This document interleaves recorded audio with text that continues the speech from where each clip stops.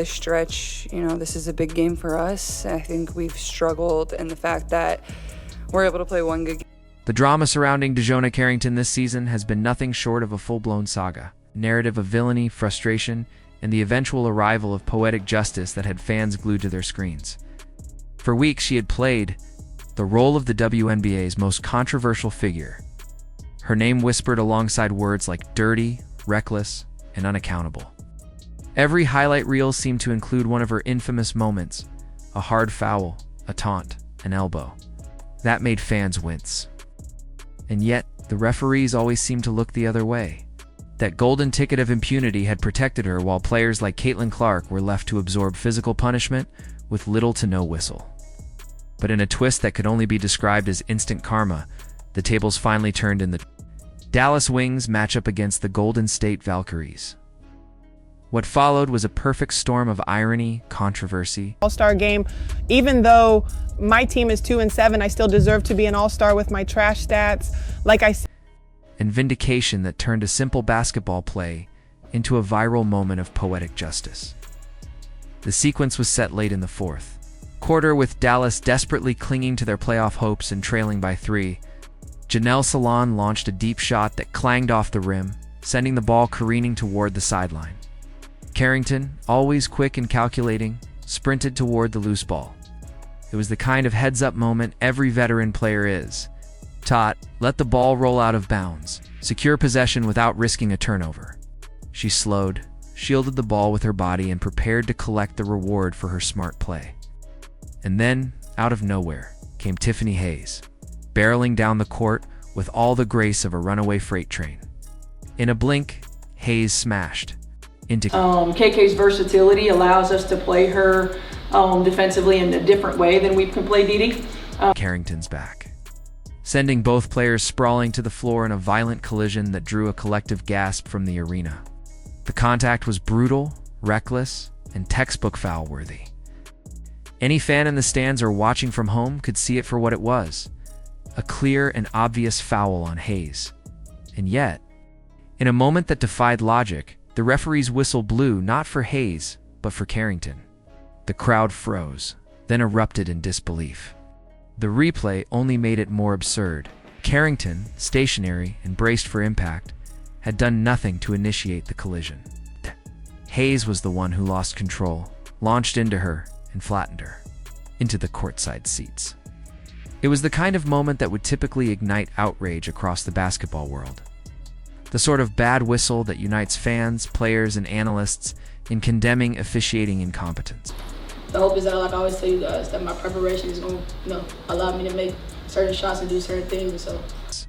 But this time, something different happened. The outrage never came. Instead, the internet exploded with laughter, memes, and unfiltered joy. Because this wasn't just any player. This was DiJonai Carrington. And for a fan base that had grown tired of her antics, the play felt less like injustice and more like long overdue karmic payback. The reaction was immediate and savage. Comment sections, forums, and social media threads weren't filled with sympathy, they were filled with celebration. Fans who had watched Carrington jab Caitlin Clark in the eye earlier in the season, who had seen her rack up reckless fouls and escape consequences, now felt vindicated. The sentiment was simple. She had it coming. One viral comment summed up the collective mood perfectly. Finally, Emma caught up to her. Now, for a reason, we all are. You guys are here for a reason, so let's just all be where our feet are, okay? She knows what Caitlin's been dealing with all year. It was the culmination of months of growing resentment, from the infamous eye poke that went unpunished to the repeated collisions and borderline flagrant fouls against other players. Carrington had crafted a reputation as the league's premier instigator. She played like a predator, circling the court with the intensity of a hawk hunting its prey. All opponents became the unwilling targets of her physical style. The league had let it slide for too long, rescinding flagrants, overlooking the dirty plays, and allowing her to keep skating by without meaningful discipline. But this time, the script flipped, and the same broken officiating that had so often shielded her had suddenly turned against her. What made the moment even more ironic was how little goodwill Carrington had banked with fans or even neutral observers. In almost any other scenario, I think so many people are watching women's basketball right now. It all started from the national championship game, and I've been dealing with this for 2 years. a player flattened and wrongly blamed in such a critical moment would be met with sympathy. Analysts would break down the play frame by frame, demanding better from the officials, and fans would rally behind the unfairly treated athlete, but not this time. Instead, people reveled in the spectacle. Clips of the collision spread across social media, accompanied by captions like, "Karma's undefeated, and this is the universe balancing the scales." Even Dallas fans, furious about the lost possession and its role in the eventual 10-point loss, seemed split between anger at the officials and grim amusement at the poetic timing. The league's credibility may have taken a hit, but in that moment, fans weren't thinking about integrity. They were thinking about justice, served with a side of irony. And there was a real consequence to the call. The Wings were in a tight game, desperate for every possession, and that blown whistle directly tilted momentum toward Golden State. The Valkyries capitalized. The playoff race tightened.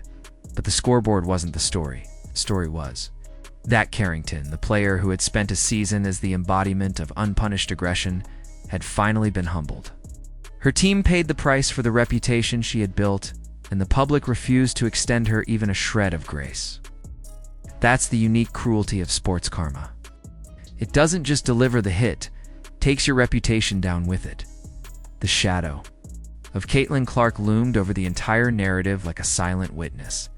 Fans hadn't forgotten the moment Carrington jabbed her in the eye on national television, a play that instantly became one of the most polarizing in recent WNBA memory. Clark, the rookie sensation, and now the face of the league, responded with, "Class, she didn't whine or escalate.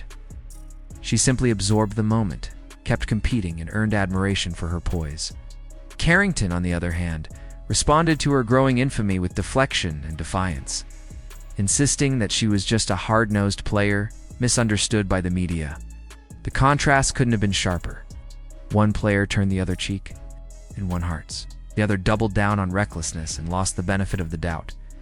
So when this phantom foul finally landed on Carrington, fans didn't see an injustice, they saw balance. They saw the basketball gods delivering a reminder that no one escapes their own reputation forever.